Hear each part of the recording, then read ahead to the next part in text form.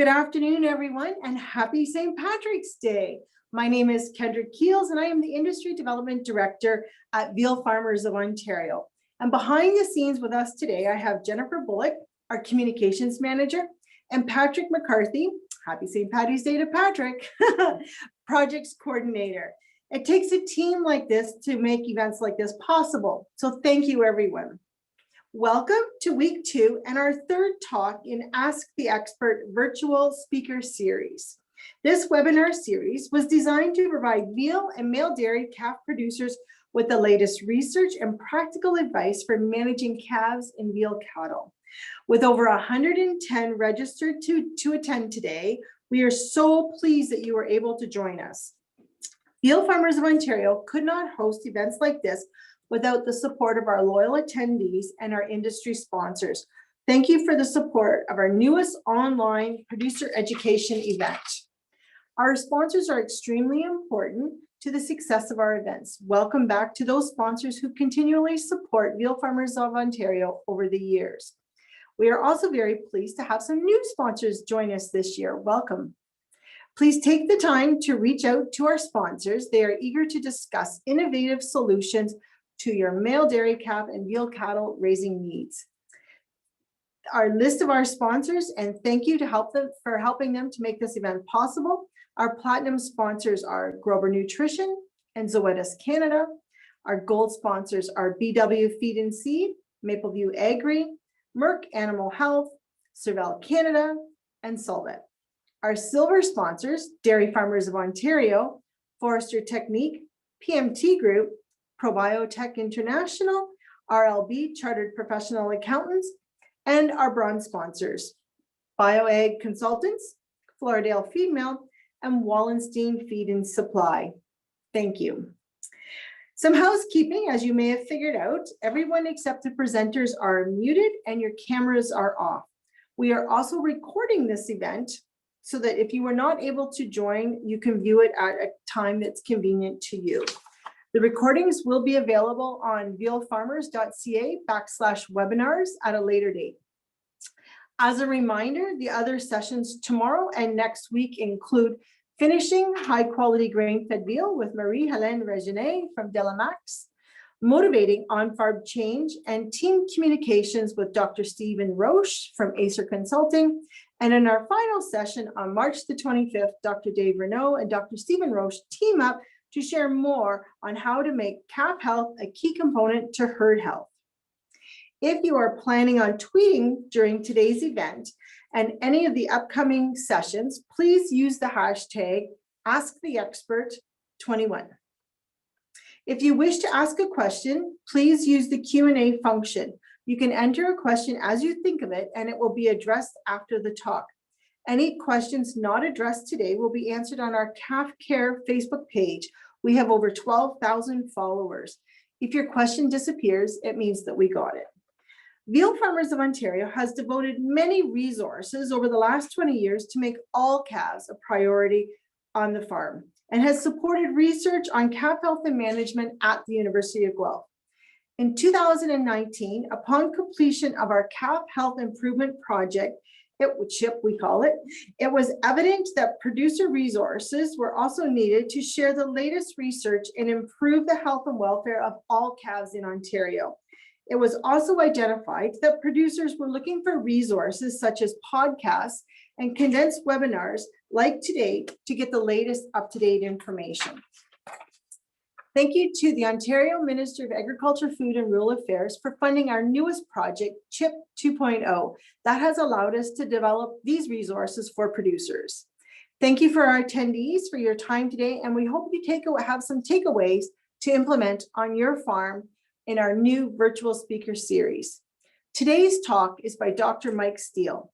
Dr. Michael Steele is an associate professor at the University of Guelph, NSERC Industrial Research Chair in the Dairy Cattle Nutrition and past president of the Canadian Society of Animal Science. He completed his PhD at the University of Guelph and worked for Nutraco Canada Agri-Research for 2 years prior to returning to academia at the University of Alberta and Guelph as an NSERC Industrial Research Chair.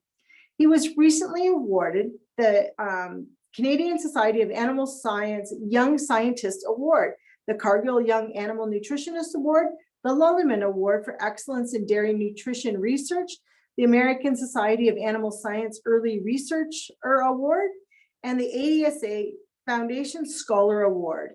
His current research is focused on the mechanisms that control gastrointestinal health and the development in cattle. He has published over 90 manuscripts in his career. One of the most critical factors in calf survival and health is feeding a sufficient quantity of high quality colostrum and milk to improve passive transport and growth. However, further benefits to gastrointestinal function and health are now being recognized and reviewed by Dr. Steele in this presentation. In addition, some of the newest strategies for transitioning calves from milk to solid feed in the first few months of life will be discussed. Before we begin, we'd like to do some poll questions. As part of the Platinum sponsorship, Grover Nutrition was able to provide 2 questions today to ask our audience. So I'm going to ask Jen Bullock to pull the first question up. After price, what do you look for in a milk replacer? Grover's name on the bag, acidified, contains decox. Price is really all that matters to me. I could go with any product. We'll give you a couple of seconds to answer that.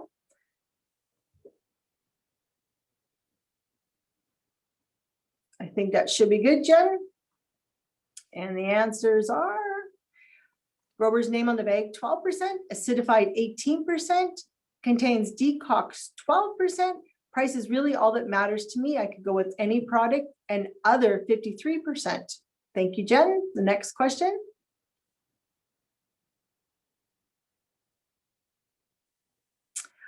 Do you use a milk replacer that is all milk protein based? And I wouldn't change all milk protein based, but I might use a milk replacer with alternative proteins, contains plant protein sources, contains plasma protein source. Don't know. We'll give you a couple of seconds there to answer that.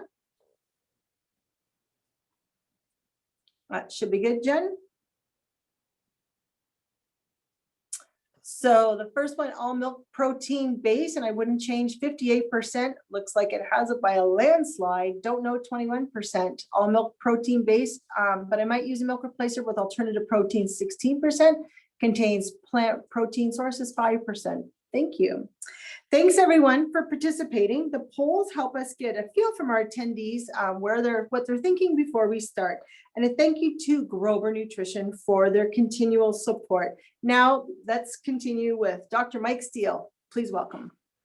Yeah, thank you very much, Kendra, for the introduction. It's a pleasure to be here today and present and share some of the research that our lab has been doing here at the University of Guelph most recently. So I think most of you have seen some of my presentations in the past. If we can just get rid of the poll here. What I'm going to focus on today is mainly some of the most recent work that we've been doing at the University of Guelph, and also what we've started with my NSERC Industrial Research Chair. So the title of today's talk is New Concepts in Calf Nutritional Management.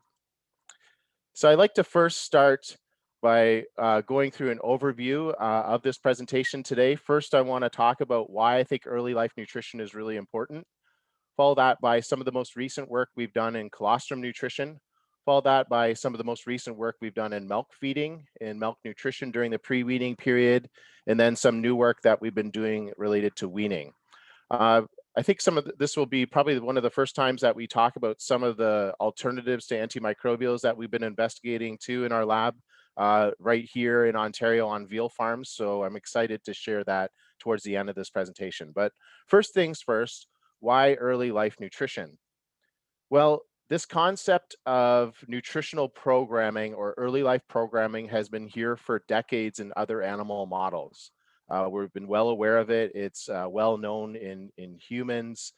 You look at the Dutch famine as the most classic example, but early life disturbances and nutrition even can have a long-term impact. And we call this nutritional programming or early life programming.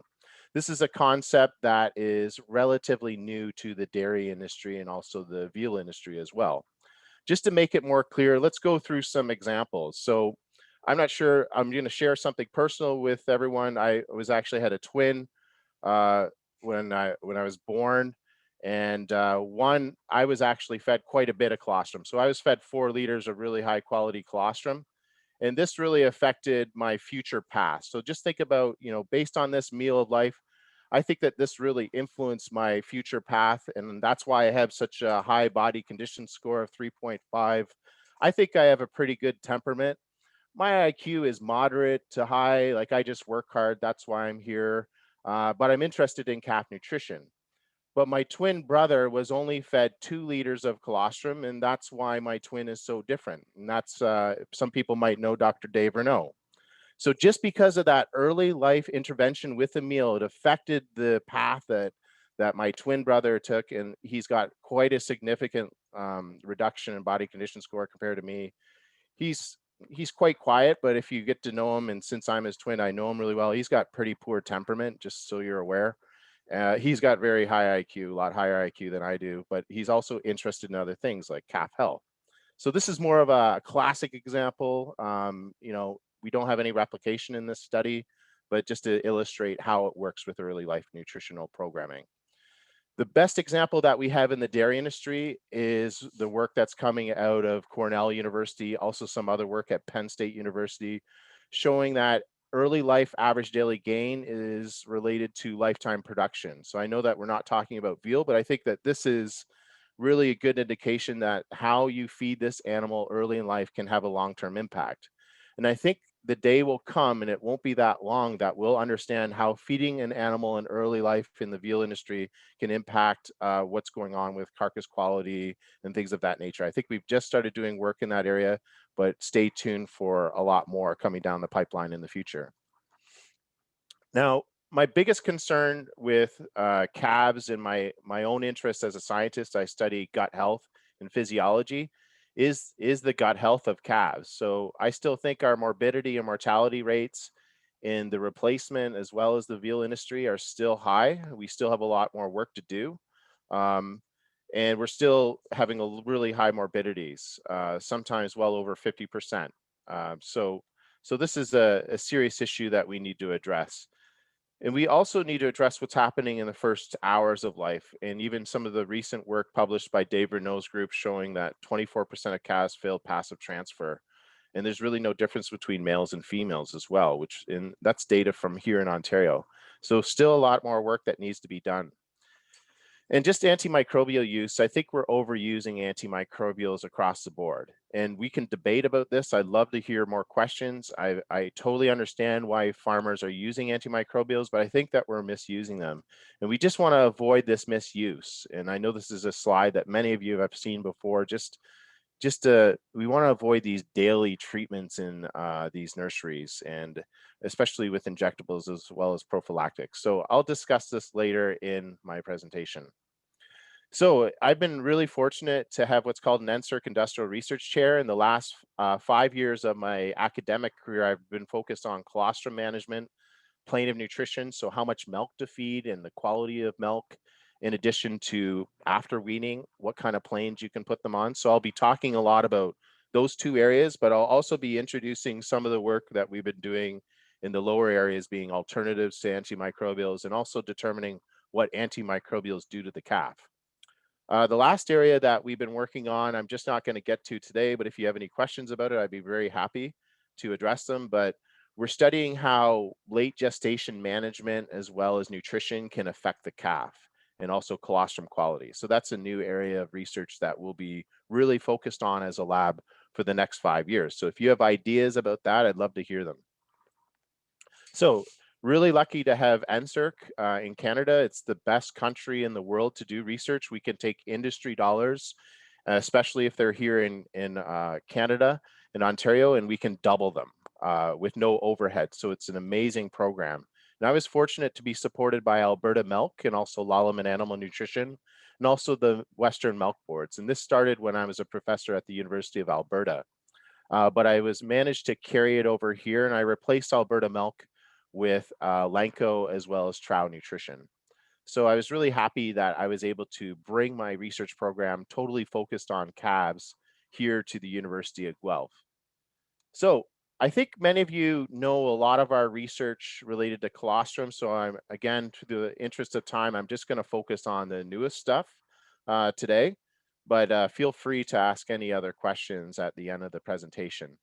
So, I think we know enough about quantity right now. There's still some debate whether we should be feeding like higher, volumes as well as uh, amounts of immunoglobulins as well. We're going up to 200 grams typically in most the first 12 hours of life at least. You see a lot of feeding programs that are reaching over 400 grams of immunoglobulins being delivered to the calves the first day of life. So there's still a lot more work to be done there, and stay tuned for a lot of that work that's coming down the pipeline.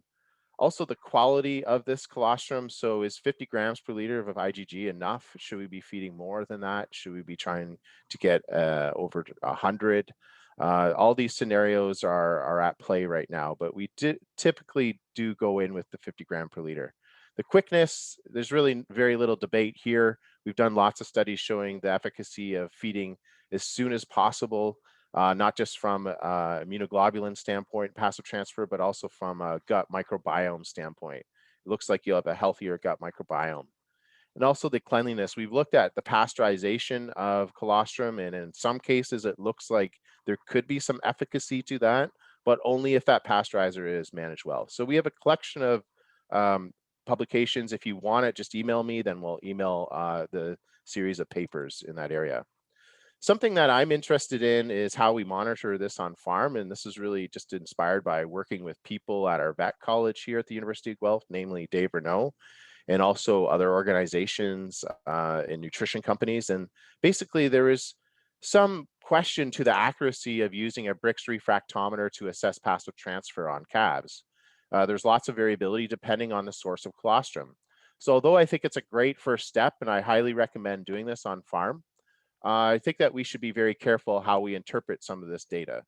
So this was a hot topics paper published by my PhD student, Alberto Lopez, who's here at the University of Guelph, just finished his first year, many more years of colostrum research ahead. And this was done in collaboration with Dave Renault. We took blood samples from calves that were fed maternal colostrum versus a colostrum replacer. And all I want you to look at is the accuracy of the serum IgG and the serum total protein. As you can see with maternal colostrum, you get an R squared of 0.8. That's pretty good. That's very accurate prediction, actually. So if you're feeding maternal colostrum at home to your calves, I think using a Brix is a really good tool. If you look at the calves fed colostrum replacer, as you can see, the R squared goes to 0.4. This means that it's not very accurate to assess passive transfer of immunoglobulins using a Brix refractometer to assess total protein. So really, if you're feeding colostrum replacers, I would not be using a Brix refractometer. I would be sending select samples of blood to labs that can assess IgG, okay? So just because the total protein is lower doesn't mean that your calves are actually failing passive transfer when you look at the total serum IgG when you're feeding a colostrum replacer. And I think that's something really important to know. And if you want to receive more information or be in contact with labs that can assess IgG, I'm sure, please send me an email about that. But I think it's a good step to focus on IgG, and really we're just looking at assessing colostrum based on IgG, but there's so many other bioactives. Okay, now we've done experiments looking at different insulin levels. We did that at Lois last year, and we're just working on the results.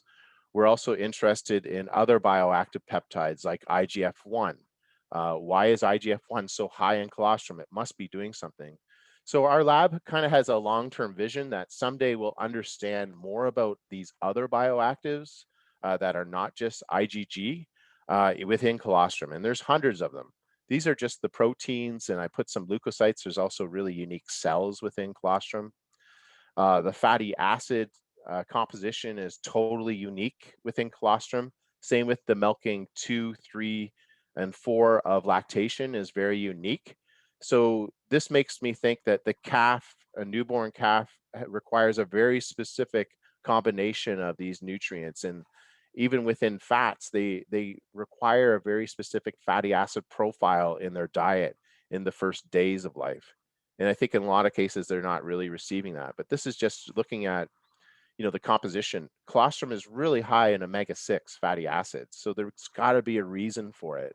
So this is some of the things that we've been investigating in our lab, really just at a characterization standpoint right now, but we hope to figure out what exactly these different combinations of nutrients are doing.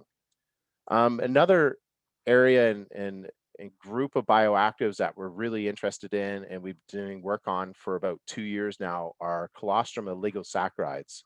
So in milk, the carbohydrate is lactose predominantly. There's many other of these oligosaccharides, but they're at very, very low concentrations. However, in colostrum, these oligosaccharides are at extremely high concentrations. They're half of the carbohydrate fraction, and these oligosaccharides act as prebiotics. Okay, so the cow is naturally synthesizing this massive dose of perfect prebiotic for the calf that's in the colostrum, and it's also high, as you can see from this graph. This is just looking at one of the main oligosaccharides being 3' siallactose. So that's the one at the highest concentration. They're even high in the second and third milking too. So this got us thinking, after looking at all these different bioactives being peptides, fats, now carbohydrates that are really high and unique, but they're still actually kind of highly concentrated in the second, third, in some cases when you look at hormones, even the fourth and fifth milking. So this made us think more about, hey, we should have more of a transition to the way that we transition calves from colostrum to milk, because it kind of mimics what happens in nature and what that cow is naturally producing for that calf. So I think we've been so focused on just feeding immunoglobulins in the first 12 hours of life, and then we quickly switch them to a whole milk or a milk replacer. And really, what happens in nature is that there's this gradual transition over the first few days of life. And I think that this is quite critical. I think that we could be imprinting, and I'd like to do more studies. I plan to do a study at Walker Dairy about this, looking at different combination of this transition and looking at the long-term impact, because I suspect that it could be altering the animal long-term. But anyways, the first study that we conducted that was just published in the Journal of Dairy Science, we fed calves they were all fed the exact same colostrum in the exact same research facility at the University of Alberta. But at 12 hours of life, so they were fed at 0 hours of life with the same colostrum, same volume as a percentage of body weight. And then at 12 hours, we started eliciting our treatments. So our treatments were a quick transition to milk, or a transition to milk and colostrum that was mixed at 50-50, or these calves just stayed on colostrum.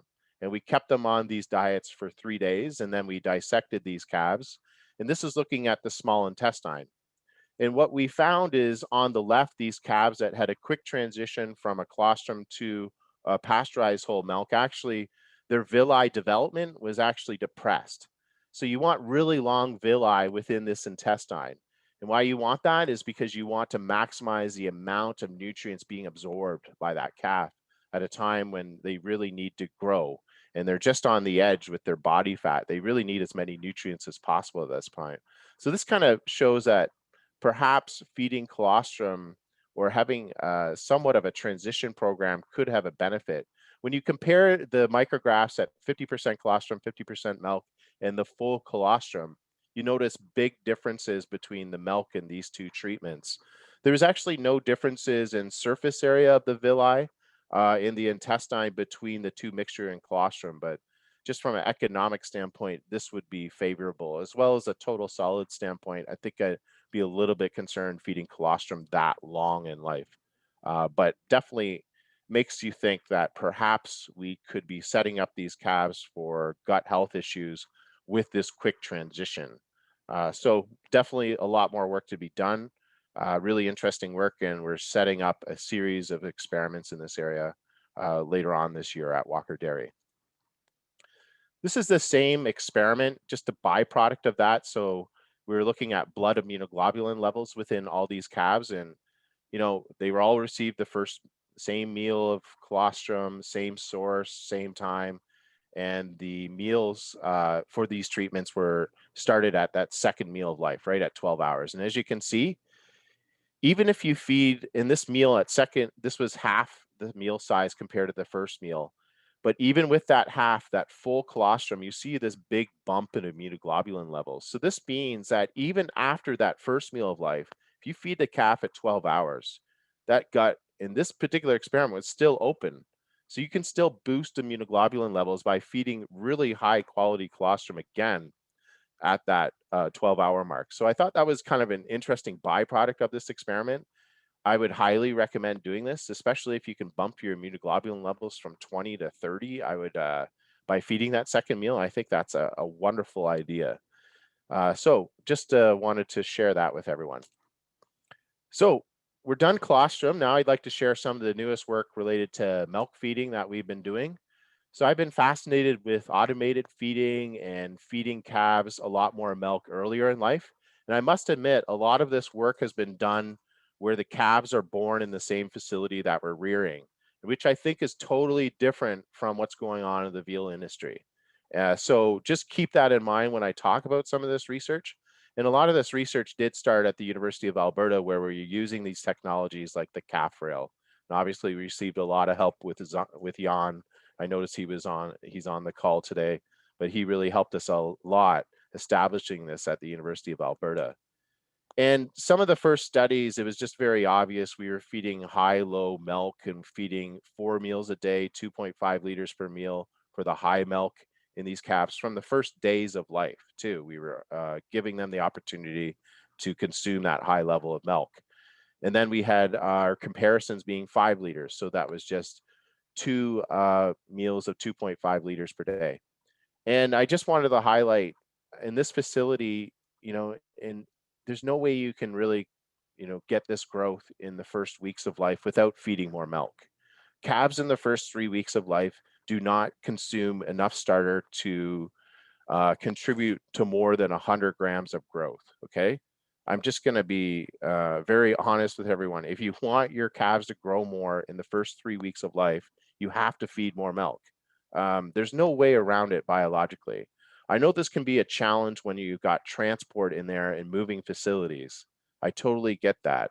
But I would encourage, if there's any way of just boosting the milk a little bit more on any of your scenarios in the veal industry, especially the weeks after arrival and after they're a little bit more stabilized, I think that you would see this growth benefit before starter comes in. So in this experiment, these calves were on the calf wheel for the first 3 weeks, and then they went to a group house scenario. They were able to see each other, and they had really incredible starter intake. So these calves that were fed the low milk actually caught up with their average daily gains at around week 5 of life. So they just couldn't catch it here just because they can't consume the starter at this age. Okay. Now I can do all this research, and I've done all this research on insulin sensitivity to try to prove to people that you can feed larger meals. You can go up to 4 liters, but really, I think the people who manufacture bottles had a larger impact on the industry by far. And it's just funny how just moving up to these larger bottle sizes, I think, can make a larger impact sometimes and then some research. But I think that we should really be changing all bottles and actually not even having a 2 liter bottle in a lot of scenarios, and really going up to that 3 liter bottle or a 4 liter bottle in scenarios. So I think that the research that we do has to be kind of managed to the practical world. And I think that this is a very practical solution that you see on farm that has made a large impact. And it's very important even today, but especially during the winter. And I know that everyone knows this, that should be feeding more milk if there are in colder temperatures during this time of year. But just to make sure that we're all on the same page, and just to show people how dramatic this can be, if you've got calves in a cold environment and you compare being at 20 degrees Celsius versus minus 20 or minus 30, which can happen in some areas. And I know some people tuning in, it does happen to get to minus 30. Like, you just on the amount of milk replacer from a dry matter required to meet the maintenance requirements will have to double. So you have to feed almost double the amount of milk replacer just to meet the maintenance requirements, not growth, just maintenance to keep that animal alive. So I think we really need to be adjusting our feeding rates during the winter. And I know we're coming to a close of the winter, but they're still experiencing some cold stress right now. We should be adjusting. And a good rule would be over 30%. So adding an extra meal or increasing your meal size is a really good approach. Something else that we've been studying a lot in our lab is the composition of milk replacer. And just to be very clear, I think I think milk replacer can work very well on many farms, and I think pasteurized whole milk and whole milk can also work extremely well in a lot of these farms. So I don't have a preference, but the one question that I have from a scientific standpoint is that typical milk replacer formulations are, and I'm just talking about across the board, this is different in every single company. All of the companies that you source your milk replacer comes from know these values really well. But just on average, when you look at North America and parts of Asia as well as Europe, the lactose is typically higher in a milk replacer compared to a whole milk. Okay, so everyone kind of knows that. The fat is also lower in a milk replacer compared to a whole milk. Okay, the proteins, with the higher protein levels, it's pretty much the same. So if you're feeding 26 to 28, that's pretty much the same as a whole milk. The ash is a lot higher in all milk replacers. Okay, and there could be a lot of variability there. That's one thing that we're actually studying in our lab right now, and one of my students will be hopefully summarizing some of that data later on in the year. We find that very interesting to look at too. So our interests are mainly scientific, and we don't know. Obviously, calves can survive and grow really well on high lactose milk replacers, or if the lactose is a little bit higher, the fat's a little bit lower. But we just don't know how that affects their physiology and their metabolism.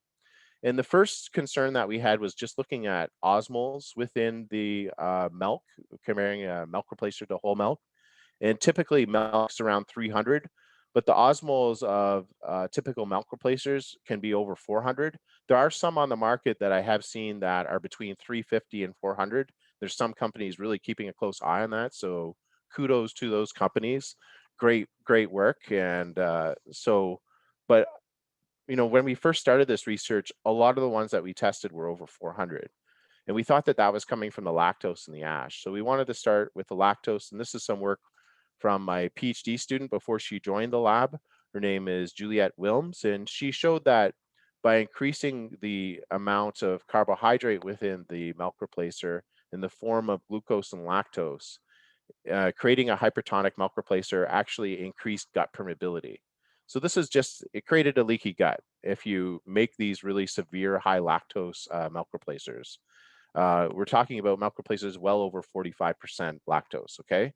So we found that interesting. There's some on the market, but I think a lot of people have really adjusted and they're keeping it below 45. We also just published a paper in the Journal of Dairy Science showing that a higher lactose, so typical 45% lactose, when you're feeding these larger meals to these calves in the first week of life, it increased the gastric emptying. So the rate of emptying from the abomasum to the small intestine increased. And that coincided with a lower glucose tolerance in first week of life. So the glucose metabolism of these animals was impaired.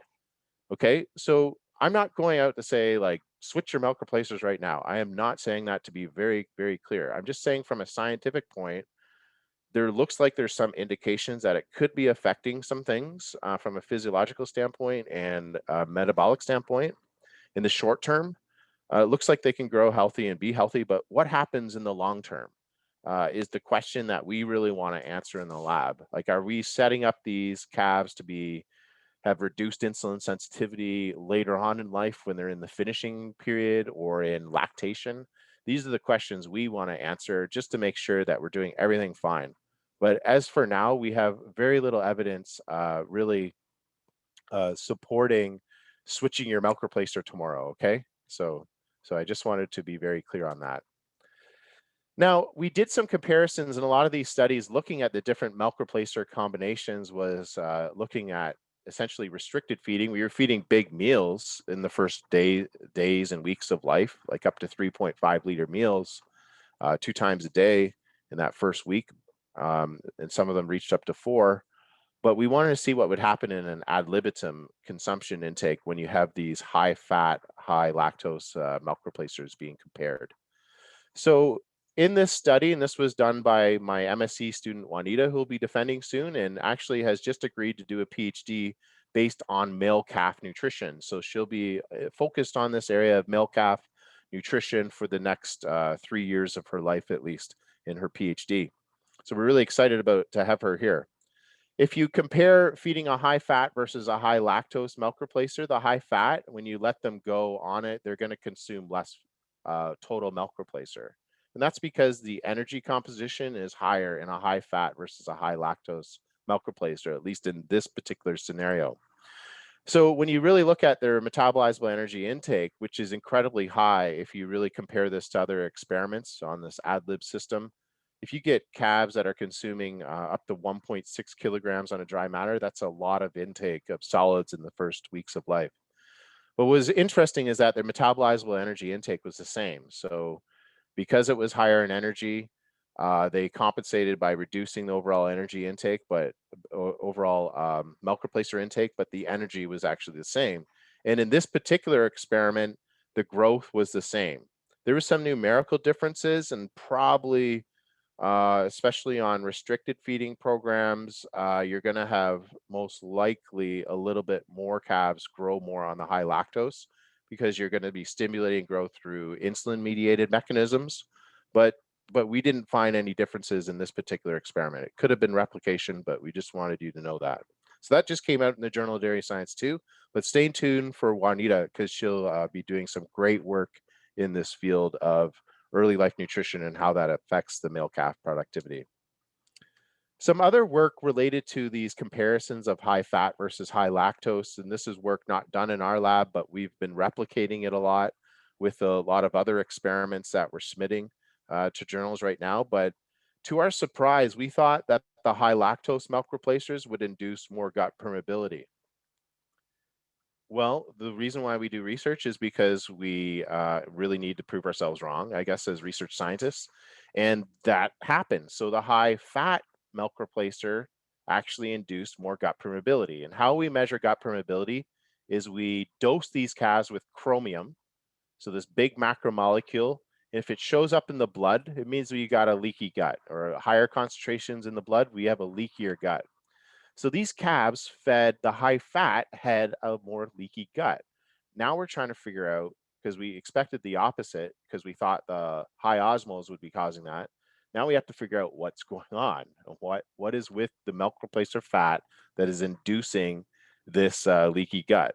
So where everything's pointing us to is looking at different fatty acid profiles and comparing bovine whole milk with the milk replacer. And there's big differences, especially in short chain, medium chain fatty acids, but also a lot of the omegas, especially omega-6 to omega-3 ratios are really, really different compared to whole milk.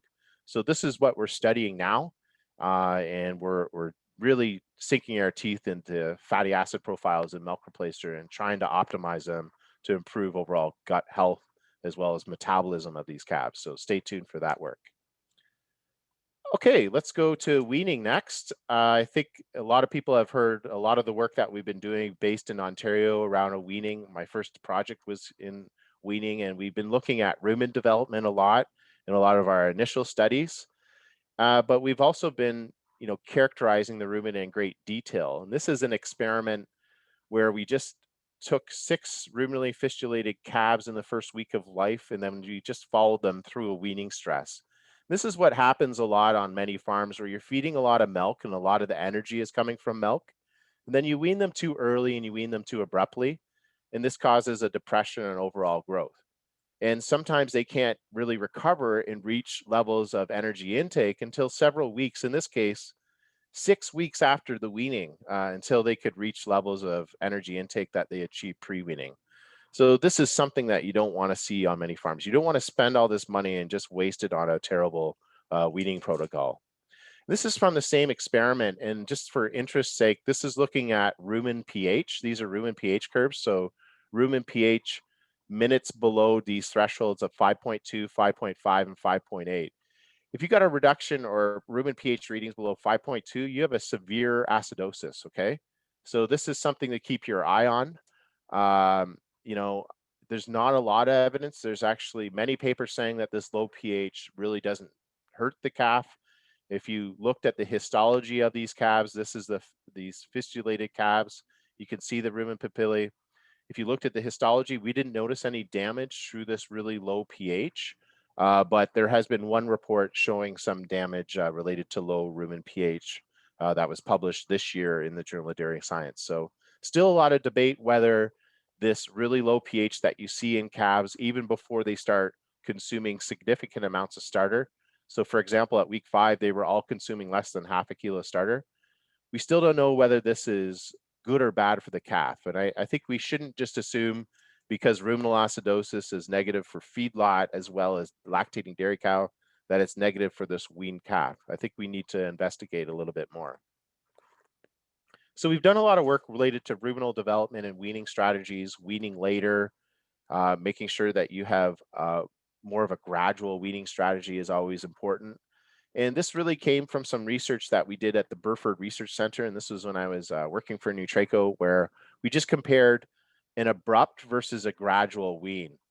And this made me think that perhaps we shouldn't just be looking at the rumen. And the reason why is because we looked at fecal starch and we noticed that these calves where they went through a very abrupt wean. We took them from 9 liters of milk, we yanked it in one day. It wasn't, I would never recommend this.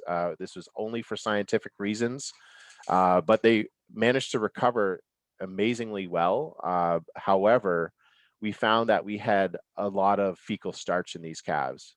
So although they didn't grow for the weeks post weaning, they did recover. But this was a really severe challenge, having the milk taken away from them in one day versus a step down protocol. And what we found was that there was higher fecal starch. And that's a concern because with higher fecal starch, it means you have more starch in the colon, you have more turnover of bacteria. Some of these bacteria are harmful ones like E. coli. And when they die, they release their cell membranes, which contain lots of endotoxins. The one that we talk about a lot in science is lipopolysaccharide or LPS. So these toxins can actually, build up in the gut of a calf during this time of weaning. At least that's what we're hypothesizing. And we know that the gut, through previous work that we've done in our lab, is more leaky during this weaning period too. So this could be causing systematic inflammation in these animals. We don't really know about it.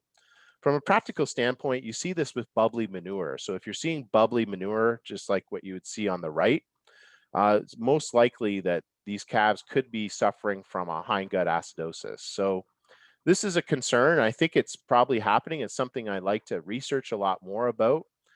Just started the research in this area again, but the question comes to a lot of our starch levels in our starters are highly variable, but in our marketplace, they typically range between 10 and 50% starch.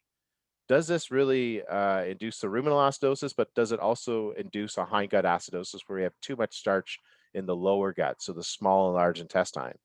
So this made us think maybe just because high starch diets work really well on certain milk feeding strategies, maybe when you're feeding higher levels of milk, they don't work as well because there's more shifts in ruminal fermentation.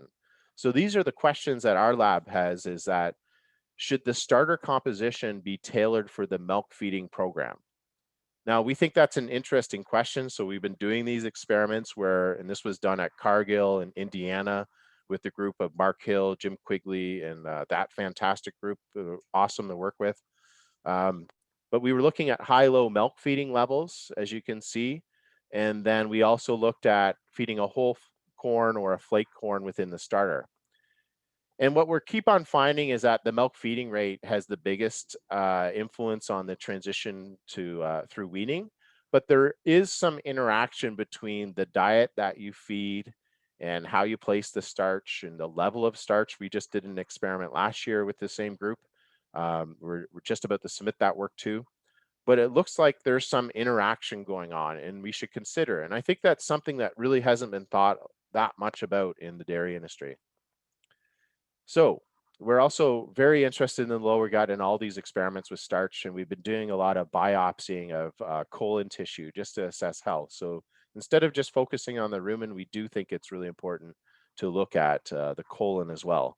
So this is our endoscope. We're just sampling a calf during the weaning process.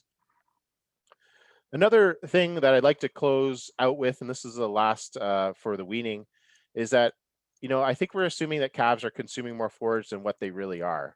And and I think that some people would think that they're consuming about a pound of hay, but that would really fill up the calf's rumen at this age. So we need to be really conscious that calves actually can't consume a lot of forage during this time. And I know that dry TMRs have become quite popular. This is a mixture of 15% straw chopped and then 85%.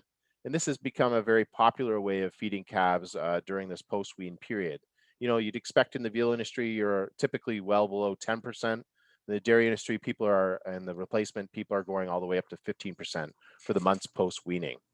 So we did an experiment looking at the interaction between pre-weaning milk intake and post-weaning forage to concentrate ratios. So we fed calves again. This was at the University of Alberta, feeding 5 or 10 liters of milk. And then obviously, if you feed more milk, there's less starter intake.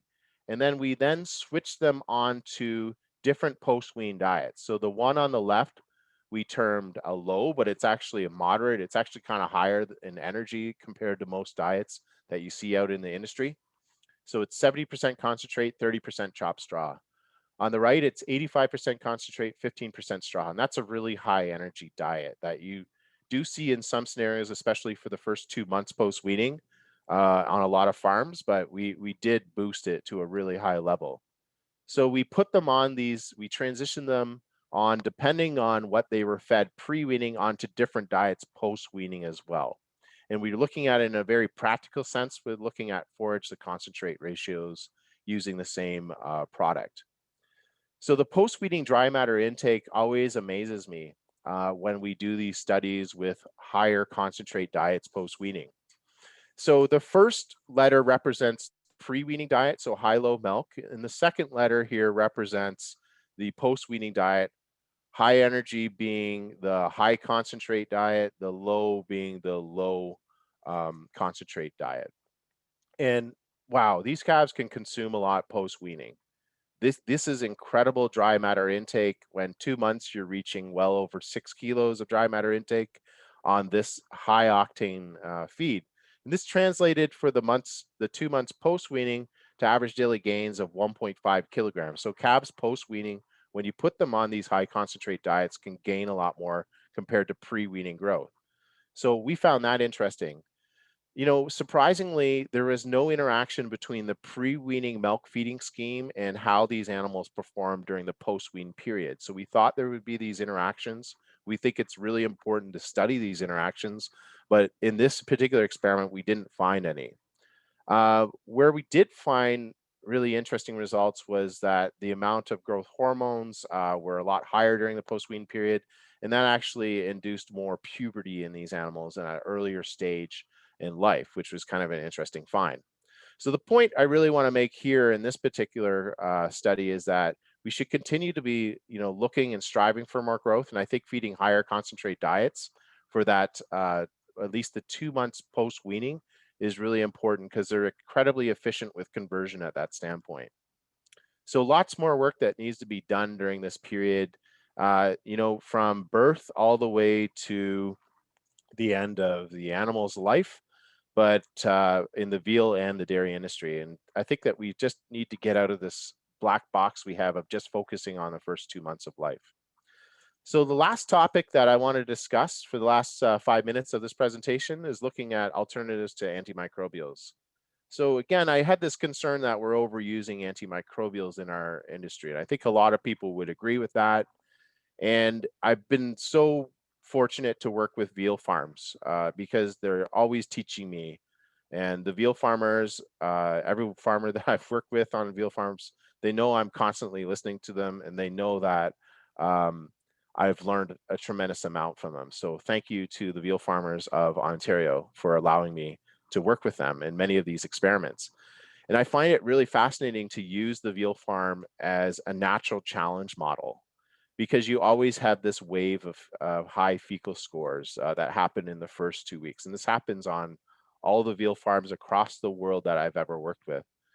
Um, so I'm interested in, the prophylactic use, and we did an experiment with Mapleview Agro where we were using neomycin and then we were dosing that for 14 days or 28 days upon arrival. And then we also had a control group. So we had a lot more antimicrobials, and we did treat them based on thresholds too, therapeutically with antimicrobials as well. But as you can see from this graph, if you're not treating the animals with prophylactic antimicrobials, you're going to have a massive reduction in the defined daily dose of antimicrobial administration. Now, one thing to consider, and this paper was just accepted in the Journal of Dairy Science, so we can give you copies of that if you're interested in. One thing to note in this experiment was that the fecal score was reduced moderately through the use of the antimicrobial, okay? So some people would think that that's a really good outcome. I think you should just keep in mind that it was a very small reduction in the overall fecal score. It didn't affect the incidence of diarrhea. It did affect this rate of recovery, but the rate of recovery was very, very small from a numerical standpoint. Okay, so there was a benefit from some aspects, but when you looked at growth and you compared all the growth, the feed efficiency, there was no difference between all of these treatments. So it begs the question, should we be using the prophylactic antimicrobials? Now, with this reduction in fecal score, is it worth it when you see a graph like this? And this is the question I have for veal farmers, dairy farmers, beef farmers, all farmers. And I understand that in certain circumstances, it is necessary. I don't want to debate that, but I think that we should just be evaluating a lot more, because when you look at the literature, there's a lot of papers showing that there's not a lot of efficacy with prophylactic use of antimicrobials. So if we're not using the antimicrobials, what do we look to? Now, I'm just going to focus on nutritional solutions. Obviously, hygiene, ventilation is number one. But let's talk about, feeding good colostrum, feeding good quality milk proteins as well. I saw that in the poll. That's wonderful. But what about other probiotics or prebiotics? And I just want to share some of the work that we've done in the veal industry related to one yeast that's a probiotic by the name of Saccharomyces cerevisiae boulardii.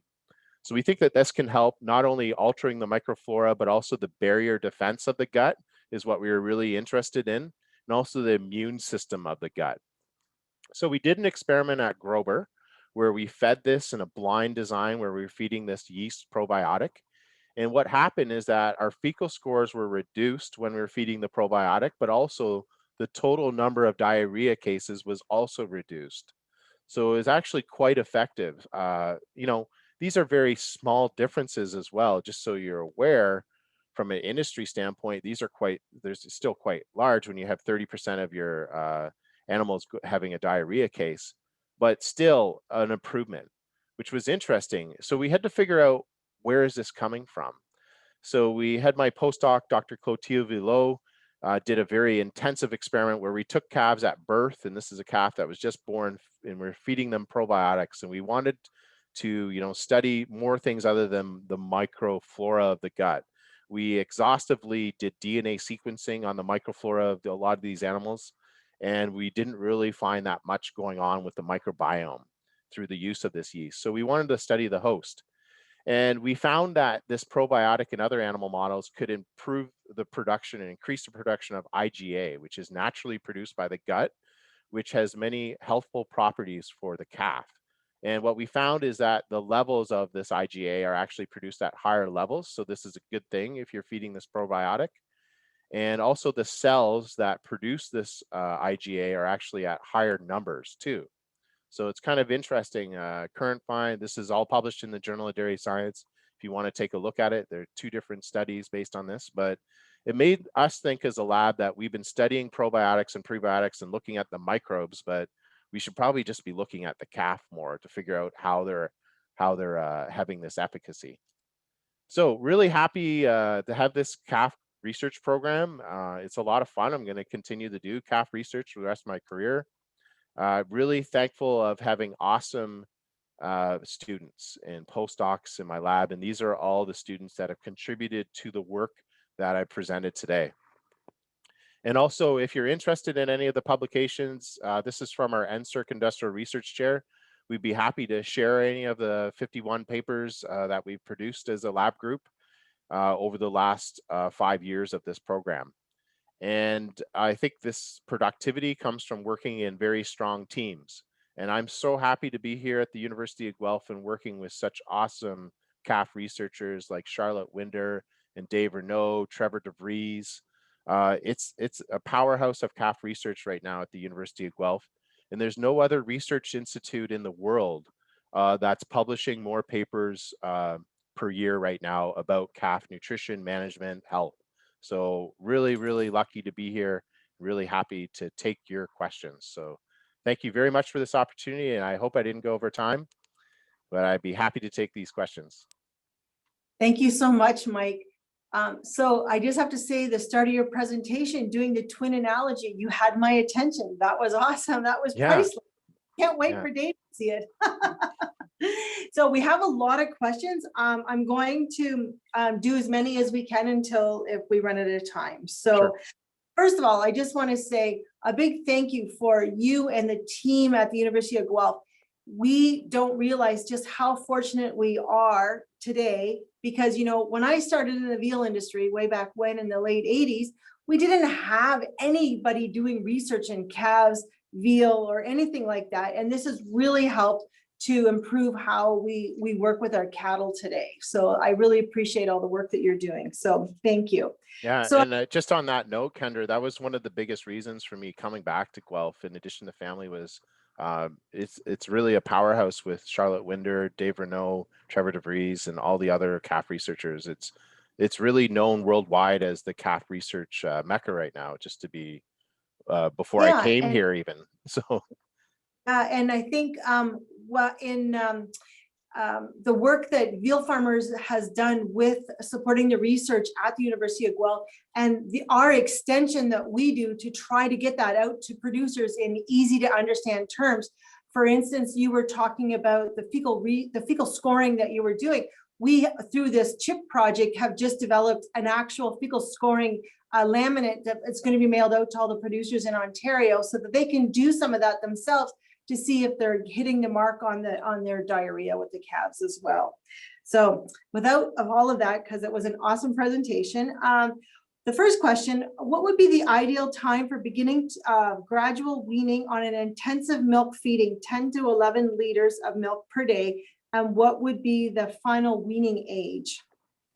yeah, so weaning age is the #1 factor, in my opinion, to the success of intensified feeding programs or normal feeding programs. So you should never wean before 8 weeks if you're feeding more milk on these intensified programs, especially at that level. So if you can push it, depending on your facility, as long as possible, and I would go up to 10 weeks if you can, based on your feeding levels. But if you can't do it, you could push it to 9, maybe 8, but I would have a gradual step down. So some step downs are quite abrupt with just one step.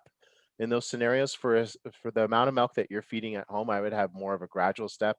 If you're using automation, just gradually reduce it over 2 weeks. But if you don't, have multiple steps to reduce it by either taking one or reduce a meal away or reducing meal size. And kind of along the same lines, another question that we had was when gradual weaning, some farmers cut down the number of daily feedings instead of lowering the daily milk volume and keep that number of feedings. Any comment kind of along the same line there? They increase the total milk volume, or? But they just cut down, they keep the same amount, but cut down the number of feedings. I would increase the number of feedings personally. That's just my own preference. But you could. Oh, sorry, I'm misinterpreting. You could. My preference would be actually changing the total volume that you're feeding and not just yanking meals. It's different if you're feeding 3 times a day, then removing meal I think could work. But pulling that meal, I thought there would be advantages, especially with cold night, just feeding them at night. Maybe the heat from digestion could have a benefit. But if you can do it with labor, I think it might be better for the calves, although there's very little work in this area, to just reduce the meal size, if possible. So another thing to note for further research needed. Yes, definitely. What would you suggest to feed a calf when they first arrive on the farm? So this is from a veal farm. The calf has already had colostrum for the first 4 to 7 days, whole milk, and then milk replacer. When they arrive on the farm, should they be giving milk replacer or electrolytes when they first arrive? You know, I wish I knew the answer to this. I would, and I think we're gonna eventually find the answer, but I've been really very interested in what is the best strategy, because I see a lot of people using the strategy of just going in with electrolytes for the first day, Yeah. and then that initiates more intake the following days, not just the following day, but also that week. So I'm a little bit confused, because that's a little bit counterintuitive to scientifically what you would think would be best for the calf. You would want to get more energy and nutrients into the animal on arrival. But just anecdotal communication with veal farmers is that doesn't really work very well. And this makes me wonder, and this is where my PhD student Juanita will be focused on, is how we get them back onto higher or just moderate milk feeding levels, but how to get them back onto nutrition after this deprivation of food that can be up to 24 hours. Even with the restrictions in transport, you still see it up to 24 hours, I assume. So I wish I had the answer, and it's an awesome question. Dave Renault has received funding to do this work. We've been working with Spanish government. We have some funding there, so we want to try to answer this, but there's not a lot of scientific based evidence behind what is the best strategy there. So hopefully we can figure that out and have better answers for you.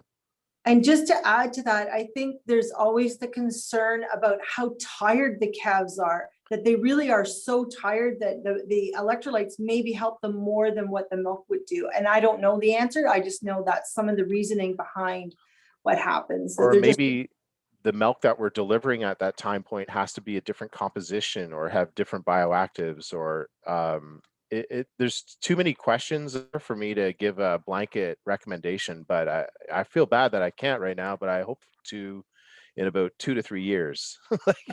it's good because it shows there's lots of room for lots of research in this.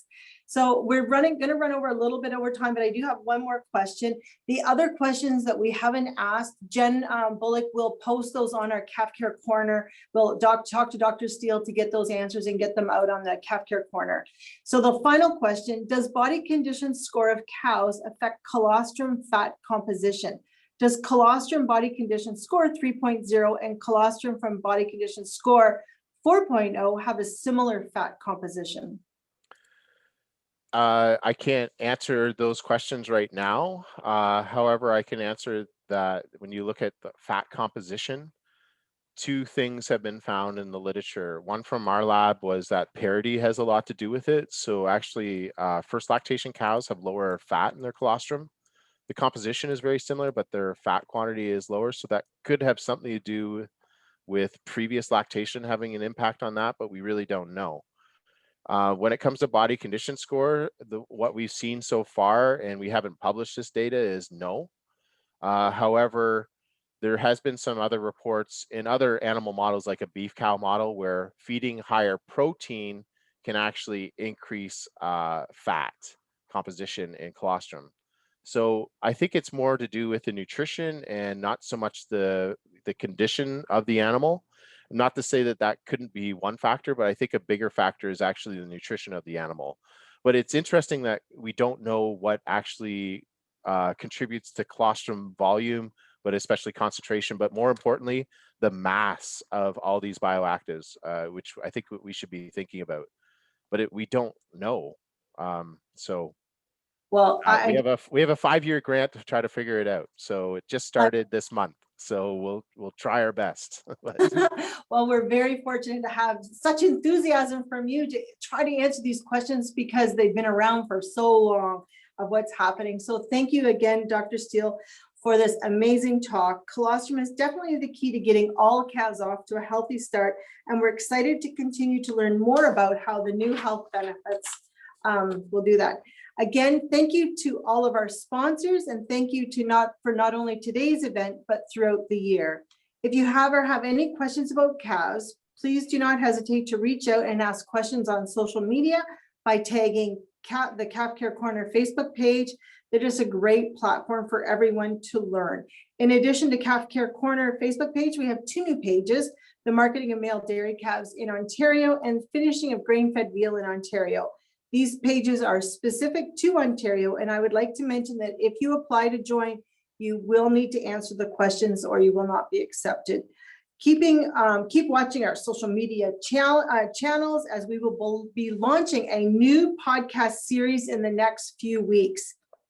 We are also very happy to announce that we will be selling our new Building the Foundation for Healthy Calves 2 calf manual. It is now available for sale on our www.calfcare.ca website.